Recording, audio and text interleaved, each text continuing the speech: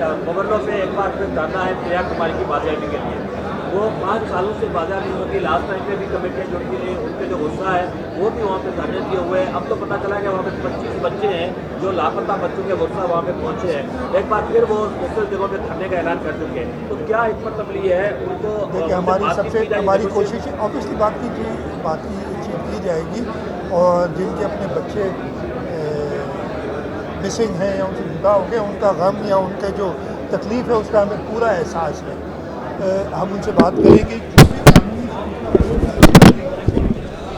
हमने already police को हिदायत जारी की हुई हैं और उसको फर्दर होम मिनिस्टर साहब पर्सनली देख रहे हैं, हम इसको फर्दर आगे देखेंगे।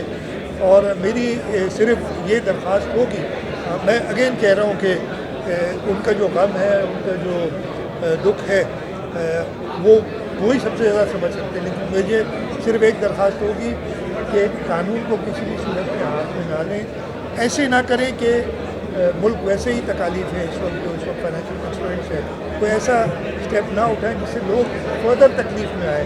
लेकिन मैं उनको श्योर कराता हूँ कि हुकूमत सिंध की जानिब से कि हम पूरी कोशिश कर रहे हैं और उस कोशिश को और बढ़ा। पेट्रोल सब्सिडीज रहेगी अभी कंटिन्यू, पेट्रोल सब्सिडीज कंटिन्यू कर रहे हैं आप?